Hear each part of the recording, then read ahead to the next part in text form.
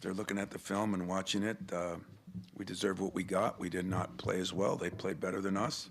There was a couple 4-minute stretches in that game, one before halftime and one near the end that actually one at the beginning of the second half and went our way, and then one at the end went back their way. So I didn't feel that we played our best. I think they had something to do with it.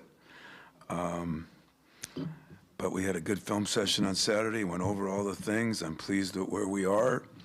Still got a game to play for. Same time last year, we were in similar position in a lot of ways, and but we have so many games to play, including a big game on Wednesday. First thing you're going to do is look at the record, and they're 3-8 or whatever they are. But Nico is a coach that I've known. Dave Thorson's a friend of mine on the staff that I recruited kids from and got Alan Anderson from. He's been there forever.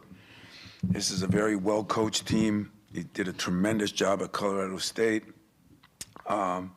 He has some new players, one or two from Colorado State, but they've been up in just about every game they've played. They had Wisconsin down 20. They had Nebraska down at halftime. They had Ohio State down and Illinois down, and a couple of those games were on the road. They haven't finished maybe quite as strong because number of players they have. They lost to Wisconsin without what I consider one of their best players in Cade Tyson. He missed the entire game, and he was their leading scorer. They have good guard play. Tyson, Asuma, who really played well at the end of the year last year, and Reynolds, who is a linebacker playing guard.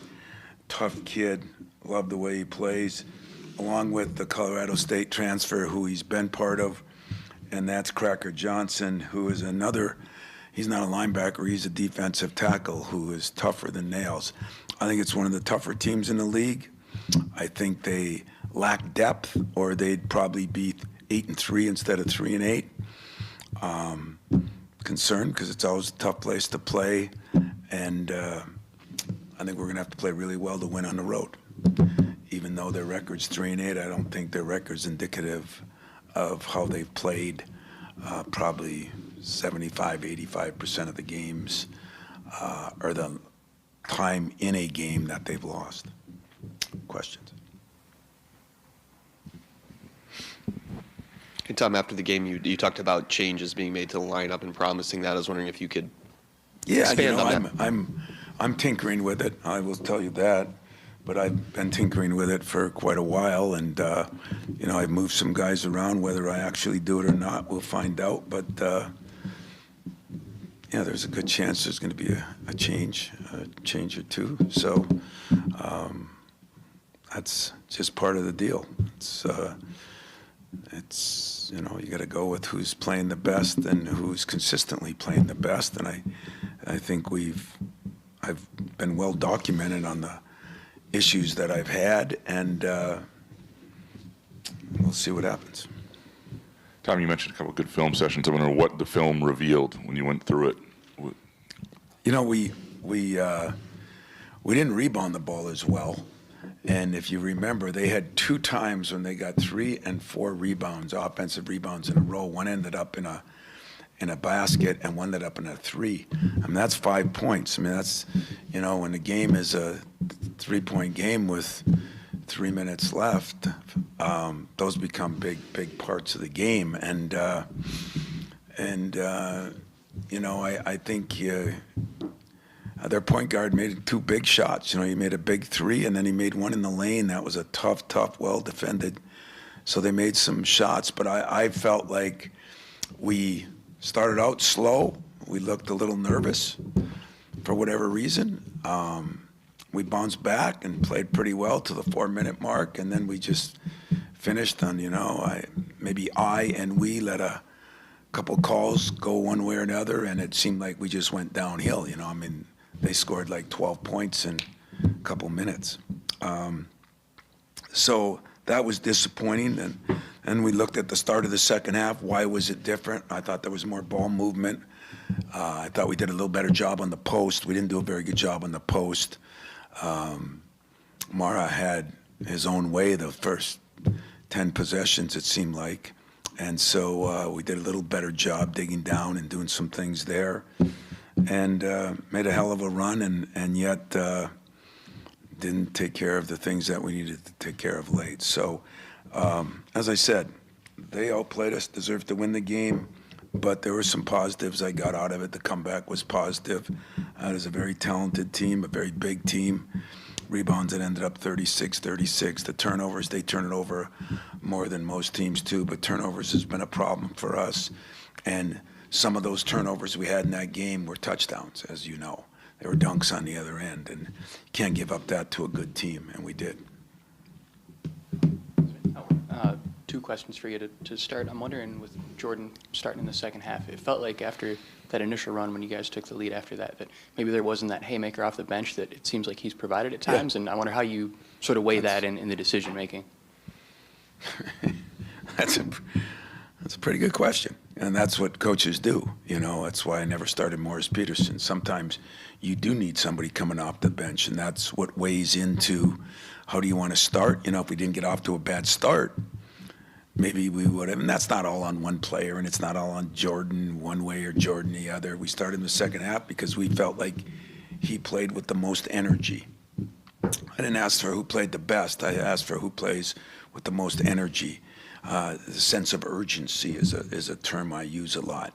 But that is an issue when you decide to bring one guy and one guy. You know, it happened last year with Jace and Trey and everything. So those are the things that I'm weighing on decisions I make, because it's not just who starts the game, it's who comes off the bench. Who finishes the game is probably more important than who starts the game most times, and that's what I'm juggling.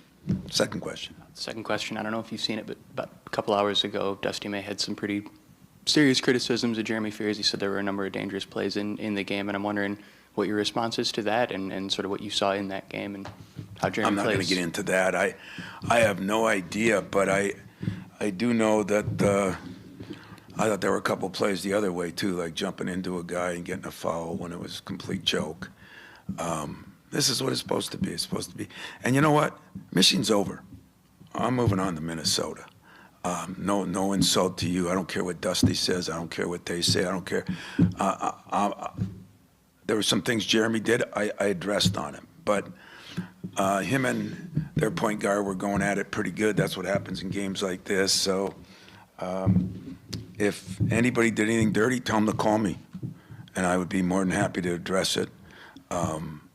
If it was physical play, that's the way that game's always going to be. Tom, I'm wondering about the elevation of Jeremy's play, though, and his scoring. It's kind of which eye do you look Yeah. through, you know? Do you look through one or the other? Yeah. He's had a big run in terms of scoring. I guess when you're a point guard in your system, is that a good or a bad thing when you want to try and get everybody else involved? I mean, you've had guys both directions. It's a bad thing. It's a bad thing. I talked to him about it today. I mean, you know, when he's taking 11, 12 shots, it's a good thing. When you're taking 20 shots, it's a bad thing. But that's not always his fault either. Some of that falls on other guys and how they're playing. What he has done a good job of is, you know, when you score 29 points and still get 9 or 10 assists, that's saying you're doing a good job. I've been pleased with Jeremy's play. I think he's doing a better job in a lot of areas, and that's why, you know, some other guys got to lead up. I mean, he's showing where he's gotten rid of the ball. He's passed the ball. He's made some things happen for other players, but he's averaging 8 or 9 assists a game, which is, I think, second in the country, or it's right up there. So, you know, he's. Do I want him taking 20 shots? No. Do I want him taking 10 or 11 shots? Yes. And he's done a good job getting to the hole and a good job getting fouled. And but keeping other people involved is true. If he had 2 assists, I'd agree with that statement. When you get 9, 10, 8, then I think he's doing both things. And as long as he keeps playing defense, we're trying to find the happy medium in there. There's no question about it. Coach, on Friday you talked a little bit about limiting the turnovers committed by your big men. What goes into that, and how can you guys get better moving forward? Well, I didn't do a very good job, did I? But I don't play. But we had some problems again turning the ball over early in the game. I think we had 10 in the first 16 minutes. And what are we doing about it? We're talking about it. Nobody tries to turn the ball over on purpose. I think once in a while guys try to do a little more than they should be doing, but I didn't even see that some. I just saw some turnovers that you just can't make. And if you make them, you don't win. And if you do win, it's because you did some other things very, very well. And when you play the best teams, which Michigan is one of the best teams, you can't make those mistakes. So we had, I don't know if we had 13 and they had 12, or we had 14, they had 13. It's not just the turnover, it's the turnovers for touchdowns, as they say in football.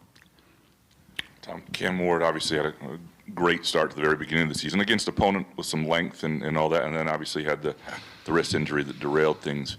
How do you, in this last matchup, a lot of big guys, right? Tough matchup. I'm just wondering how you get the most out of his freshman year, the last month of Big Ten play here, based on where he is right now. I think it's very critical. I think Cam Ward is one of the more critical guys we have right now. The injury was tough because it was on his right hand, which created things for rebounding, for dribbling the ball, for catching the ball, for shooting the ball. And that's an area he had to improve on anyway, was his shooting, but his rebounding, his defense. I think sometimes when that happens, it affects everything. But I think Cam Ward, we're playing our bigs too many minutes right now. We have to get back where we're strength in numbers, and Cam Ward's a guy that I think can really help us. He can guard a variety of different people. He can score points. He's a phenomenal rebounder. And so that's one of the areas now. He's been a little sick also. No excuse sick, just reality sick like everybody else is getting.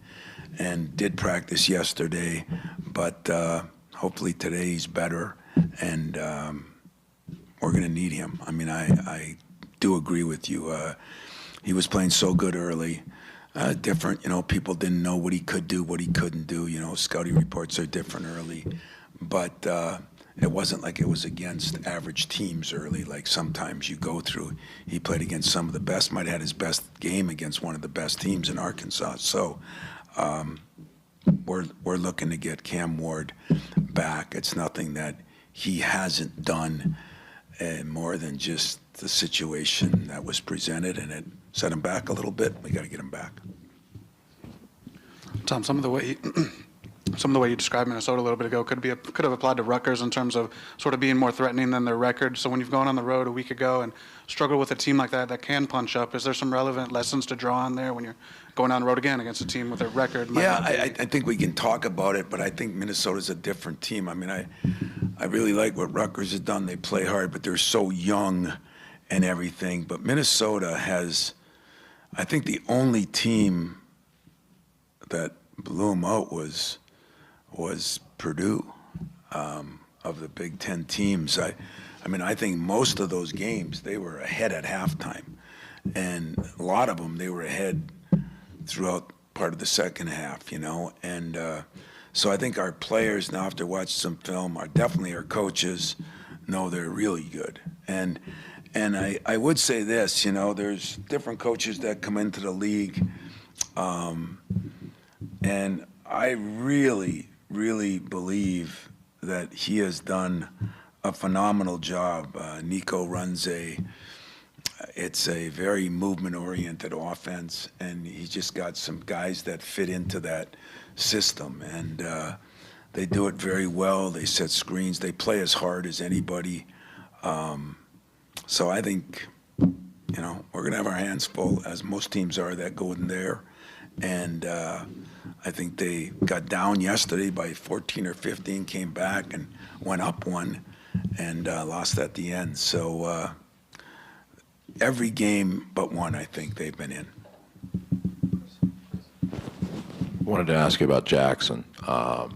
Just where the concern level is. I mean, it's been a couple weeks since he was playing at such an elite level and has dipped a little bit. I'm wondering what you've kind of seen in his game in that time. And you had mentioned, too, about the minutes, just how much is fatigue versus maybe just I told you on. he was sick there for a couple days, and then he was in foul trouble a couple times, and then Coop was in foul trouble, and he played almost 37 minutes against Michigan, and that was asking way too much from our standpoint. A couple of those threes, he hit one late, but they were right on, just short. Number one, we got to get his minutes back to where they belong. Number two, we got to get the ball to him on the block more. But people take away things too. You know, when a guy's having a lot of success, you go from the third page of the scouting report to the first page, and I think that sometimes gets frustrating for people. So he's got to learn how to deal with that. We've got to learn how to move him around a little bit more. And there's no question we need Jackson. But as I look at everything, you know, it's hard to believe because we always question things offensively, and we've been one of the better teams defensively, and yet we're scoring 76 points a game in a league, which probably is a high in a lot of years. You know, I think our biggest problem is we're turning the damn ball over too much. And if we can be one of the best defensive teams in the country and we're turning the ball over and people are getting some layups on us, you eliminate those, your defense gets even better.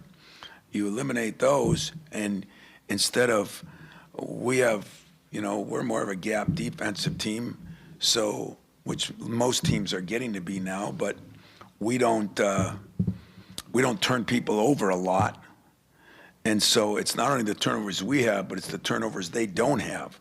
So where some of the better teams in the country right now are a +4, 5, and 6, we're like a -2 or something. And so that means we're getting less possessions, and we're still shooting we're shooting 48 something in the league, I think. Those numbers. What's that? Yeah, well, we out-rebounded Rutgers by a lot, and, you know, I mean, rebounding helps. It helps, but turnovers are depressing. Turnovers take away shot opportunities. Our offensive rebound has been good, not great. Our defensive rebound has been great, but I really believe the turnovers. I mean, I came to my staff's Saturday morning in a meeting we had, and that's the first thing I just said. Now, we didn't have any more or less than Michigan, but the ones we had led to some things, and the ones we've had other times, you know, we're getting 58 shots, 56 shots instead of 63 shots, 64 shots. And if you get 5 more shots a game because the differential is 5 or 6, chances are you're going to hit 1 3. Chances are you're going to get fouled. Chances are you get 1 offensive rebound out of the 6. And so it really makes a big difference. So I love that the Super Bowl's this week because I say it every year to you guys. I say it to my team. I say it to everybody. Happened last weekend. Those who wins the turnover battles usually wins the game. And I think because it's normal to have more turnovers in basketball, we don't look at it the same way. Since I like football better, I do look at it the same way. And I really believe that has been, which doesn't sadden me, it ticks me off because I think that looks undisciplined, and that falls on me, that we are not a great turnover team, reduced turnovers. And you know, we got to be pretty good at it at the end of last year, and kind of going the wrong way here. Of course, you know, you think about it, we're up to, I went through the 3 losses. We're up 2 or 3 against Nebraska, and we lose by 2. We had 21 turnovers, and they had 8 on the road. Somewhere there's a bad lining. I mean, they don't press you. and somewhere there's a silver lining in that. In other words, if I get the damn thing straightened out, I think we'll be even a better basketball team. Also wanted to ask you about Jackson. He's starting to take more and more threes. It feels like I think he had 7 during the Michigan game. Obviously, he's been making a lot of them this season as well. But would you like to see him go back down to the post, use that footwork a lot more? That was one of the things we talked about to him. The problem is everybody was doubling him, and he panicked on that a little bit. But if they're doubling him, that's okay. There's going to be openings for some other people. And I don't think we maybe done a good job of that, because he needs the ball on the block, because he's valuable down there, because he still can pass the ball. He just gets a little anxious with it, and that's, I think, caused some of the turnovers too.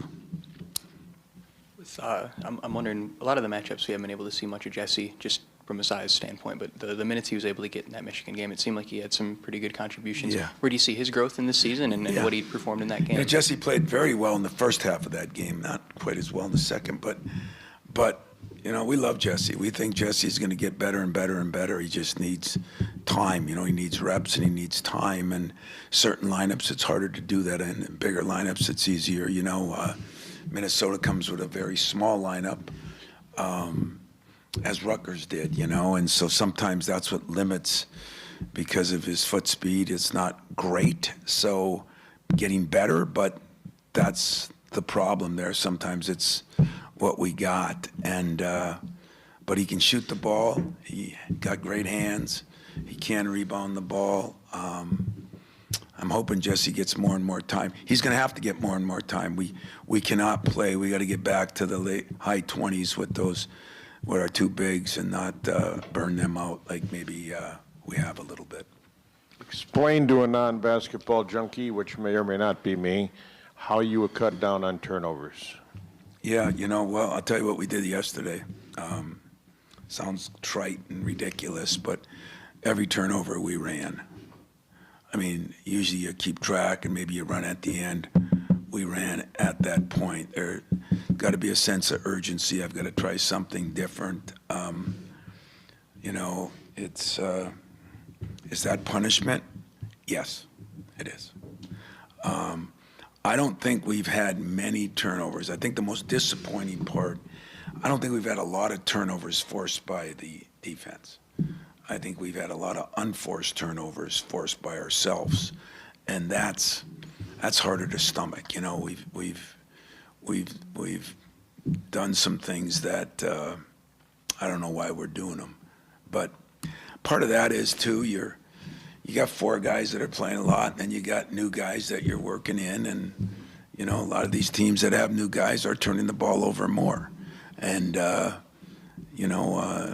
some of the teams that don't have are turning over less. It's getting used to playing with other people is part of the problem. But I know the Michigan game is over. For your players, is the next one after a rival game tough to play because they put so much emotional investment into it? In other words, you have to remind them that this game is as big as the last one.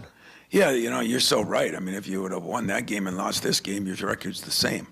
And but we do talk to our players about that a lot. The advantage of playing in a league where there's so many good teams, and is every day, is a new day. I mean, you just almost got beat, and so did a lot of other teams almost get beat by Rutgers out there. That's one of the bottom. Penn State took Michigan and Michigan State to the wire at Penn State, and I think they're last in the league, or they were yesterday. That was their first win. So it kind of tells you just how difficult it is to win. There's good coaches. Mike Rhodes is, I think, a great coach. It depends when you get him. It depends on injuries that teams had or having. It depends on your health of your team. There's a lot of factors now that are a little different. The travel out west. For the West Coast teams that travel east, how they handle that.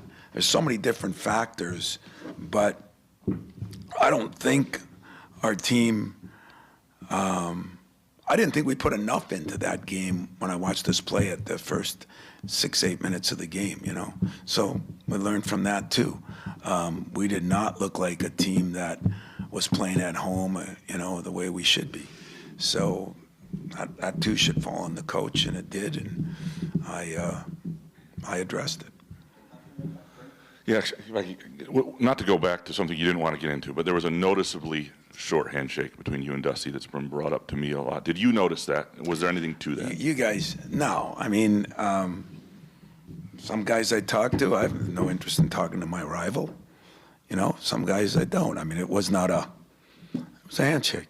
You know, walk by. It was a handshake. You know, it was probably no different than the one last year, if you really got right down to it. So,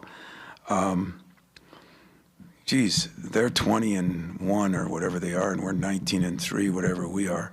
There should be a lot bigger things to get into. Is worried about the god darn handshake. So sorry, but you guys got to have something that's controversial. So let's see, what could I make controversial? I'm surprised nobody brought up the timeout.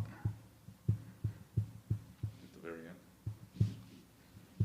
I think he gave an explanation for that. He was trying to avoid his players doing anything. Oh, well, that's good. That's a good explanation. The other question I had was just about Cooper gets in foul trouble in that first half. And, you know, obviously it's, in a game like that, dangerous to get him with the third foul before the break. And I'm just wondering, do you ever get tempted in a situation like that with a guy like him? I do. And tell all your people that write in, they want to coach the team, they can coach the team, including you. Now, that is a philosophy that coaches have. You do it one way or another. You know, but I just want you to know, when you've been here 30 years, you know, and you've had different writers and different fans, and I have played guys with two and gotten their third. And you know what the same writers and the same fans said? Why in the hell would you do that? So if I'm a little testy on it, you guys, I invite you to practice once a week. 3/4 of you come for like 20 minutes. I invite you for the whole frickin' practice. Come on and watch. You get an idea on why he plays some guys. Well, that is his fault then. Here, let me make this clear. When I open it up for media, on media day, you can come in time to see me brush my teeth before I come down to practice, if you'd like to. If Mex says something's different, it's my team. That's the way it is. Normally, he says, what time should I have him come? Do I say any time? Whenever. And then he says, well, what time will you be done? And I said, 5 o'clock, 5:15, whatever I say. He says, well, then I'll tell him 4:30. You know why? Because most of you don't want to come up and sit through the whole thing. And if you do, you're up there talking and gaggling and everything else. You're not watching to see what's going on. So don't kid yourselves. So I'm not mad about it. But everybody got this now. You got this. You're the head of this whole thing. Media day is once a week. Is today media day? 2:45, brush my teeth, grab my whistle, watch through the window, go down. Want to be there for the whole thing? You want to be there for some of it? And by the way, just to let you know that, just like my locker room being open, 3/4 of the country doesn't have either one of those things. Okay. So maybe we should look at what are the positives instead of what are the negatives. And to me, whether I pick and choose, I mean, you're playing Michigan. Yes, the thing got out of hand. When did it get out of hand? 4 minutes left. It was like a 5-point game, I think. I think it was. And then it escalated. I'm going to put him in there with 3 minutes left. When they got all these big guys, I figured I could do what I did. Maybe one of those people that call you and send in all their stuff, or when you're sitting home talking to your wife, you should say, wow, you know, maybe that was right, because the second half they came out and made a hell of a run. Well, I was just asking a question. Like last night at the women's game, the coach of Michigan took a different philosophy, and they paid for it with one player with a third foul and not for the other, and she said it was a huge risk. And I'm just wondering what's going through. But I say this all the time to you guys. That is my philosophy that I don't like to. I played Jeremy with 2 fouls out in, where was the last time he had 2 fouls in the recent game? Was it Rutgers? Okay, I put him back in with 2 fouls, you know. I mean, you do it. It depends on the situation. To be very honest with you, it depends on the refs. It really does. I mean, if I think a guy's out there calling anything, I'm not taking the same chance. If I think there's a guy out there that I know the good refs say that's one of their better players, he's got 2 fouls, am I going to call the game differently? No. But am I going to 50-50 call? Am I going to let – I think they do.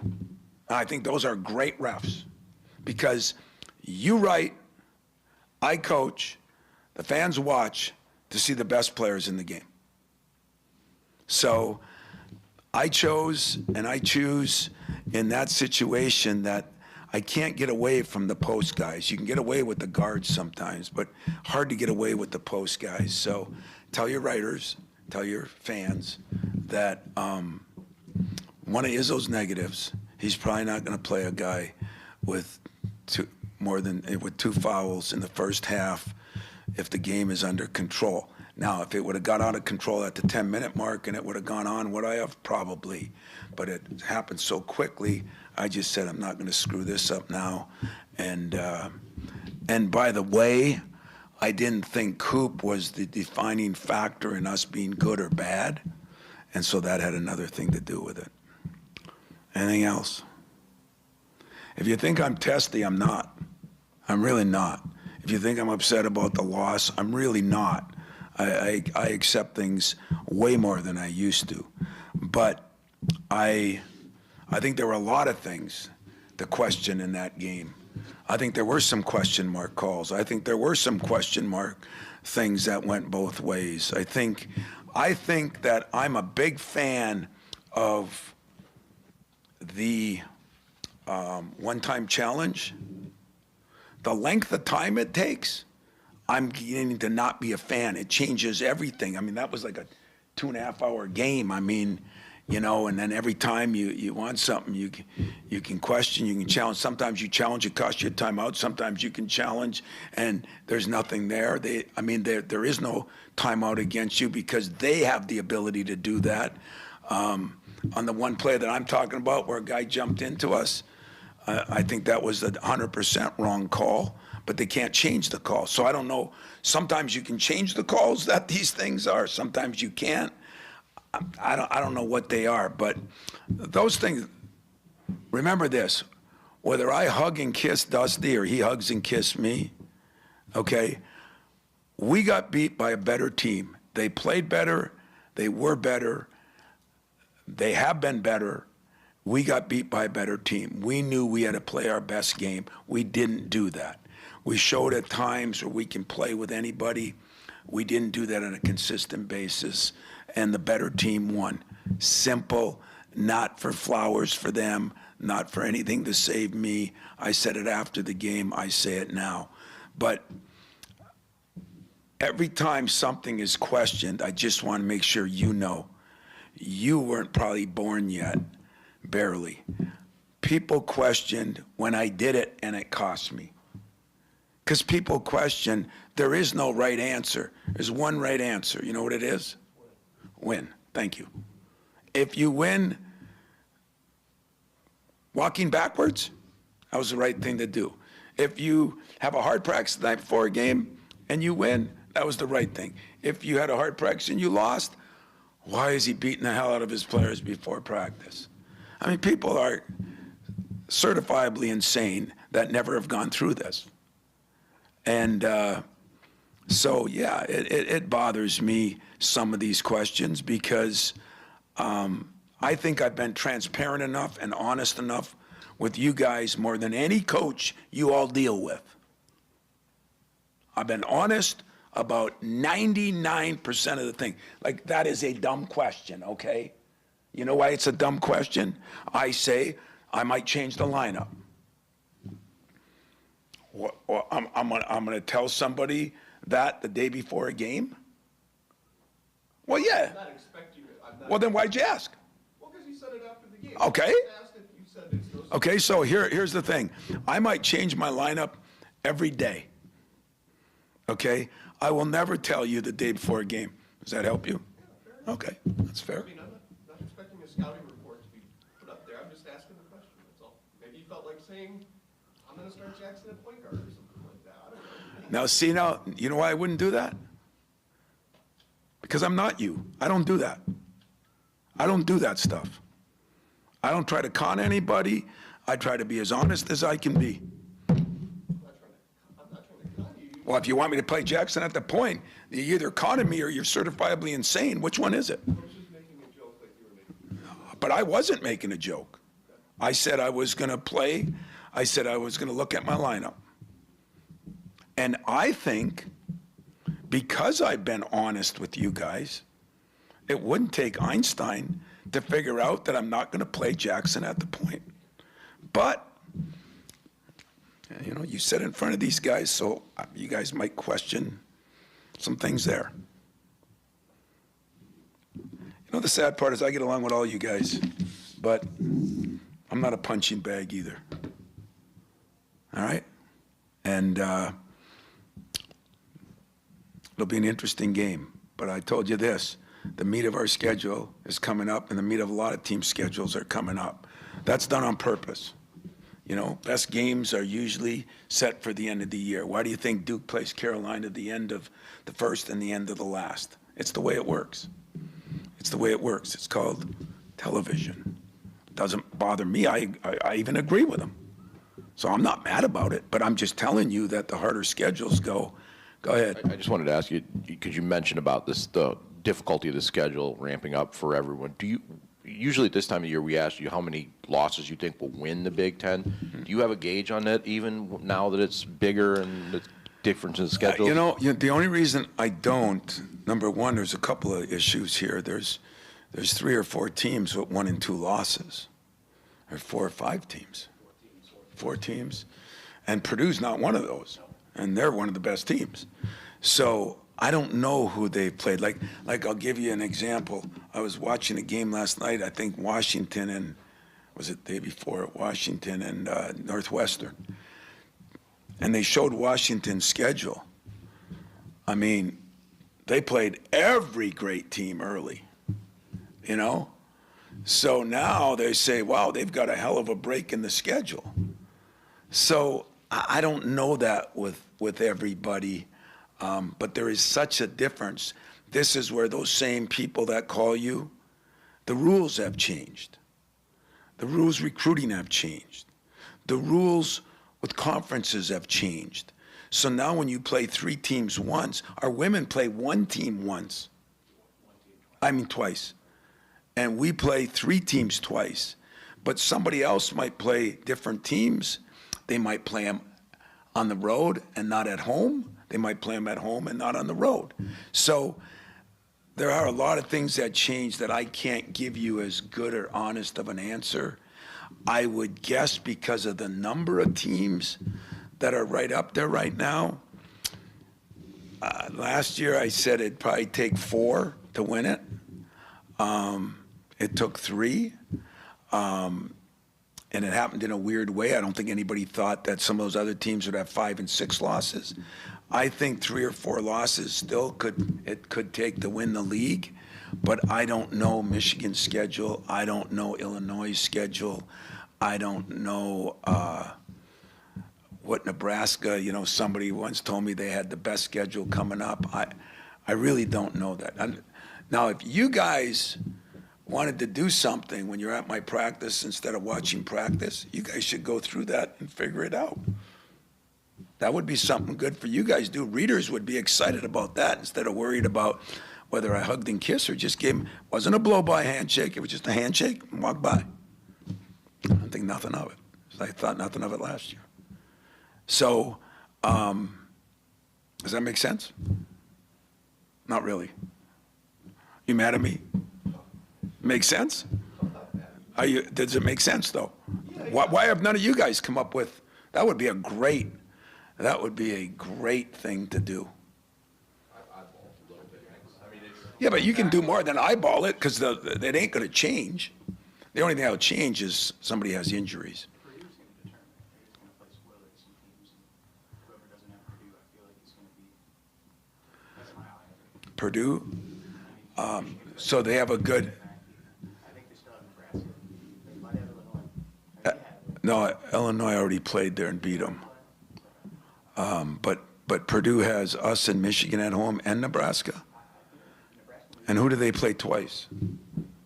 But I wouldn't count Purdue out either. 3 losses.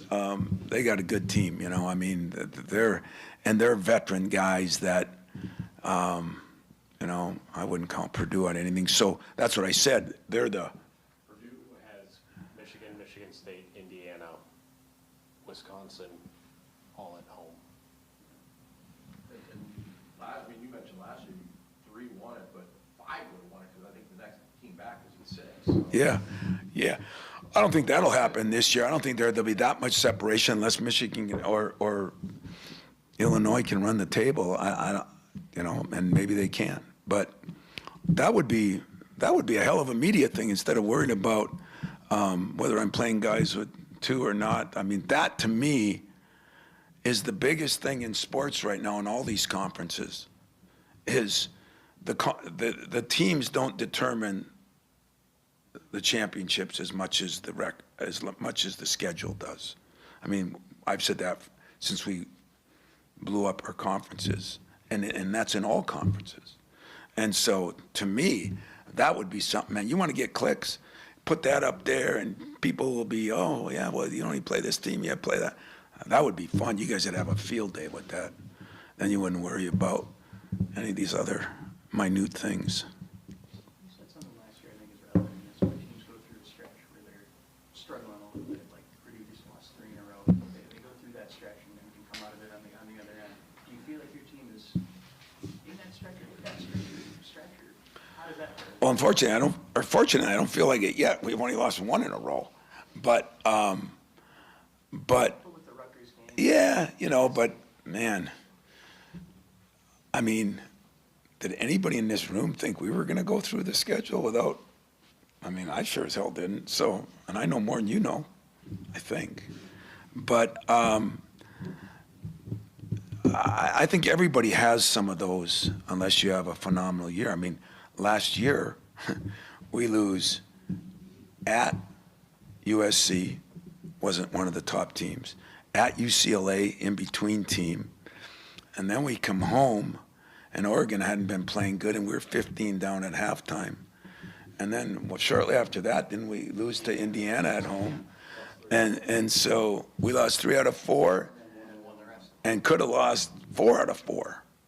You know, so, I mean, some of that, you know, like that might not even have been the schedule, except maybe we didn't, as a staff, do a good job preparing our guys for the trip out west.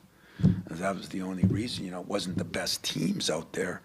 It was, we didn't play very good. We played pretty good against UCLA. We just lose, you know. But then we come home and, you know, yeah, we had a couple guys out that game. I think we had Booker and Jeremy out, and you know, but Chase has a hell of a game. But hey, we were losing that game, you know. So I don't know, you know. I mean, nobody thought Michigan would lose at home to Wisconsin. Nobody thought that Michigan or Michigan State would go to Penn State and almost lose, you know. I mean, it's hard, guys, to go 20 games at that elite level. That is hard. And right now, you know, the teams that have 1 loss, including us, when we did, I don't know if the schedule was favorable to us or not. You know, I would say that we have tougher games coming than we had then on paper. But I don't know what Michigan had. I don't know what Illinois had. I don't know what Purdue had. Nobody expects any of the top teams to lose at home. Would you agree with that? So who lost at home? Illinois lost at home to Nebraska. Purdue lost at home to Illinois. Nebraska lost at home to Illinois. We lost at home to Michigan. Michigan lost at home to Wisconsin. So you guys should, if I was a writer, I'd be having a field day. You know, I wouldn't be worrying about handshakes or this or that. I'd be worrying about how the schedule looks and the phenomenon of all the top teams already losing a game at home halfway through the season. So I'm helping you. I like you. I'm helping you. No, what did he say about her? My mom is famous, man. My mom's the only person. He said Humrick House last year would not have been your mom would have gotten 20 on you. My mom's a hell of a player. I'll tell you that right now, man. She's great, but that's because we all said that. We all say that to a player. It's just that it all gets public notice now. That happened. I mean, oh my God, when I think of what Judd said, I mean, God.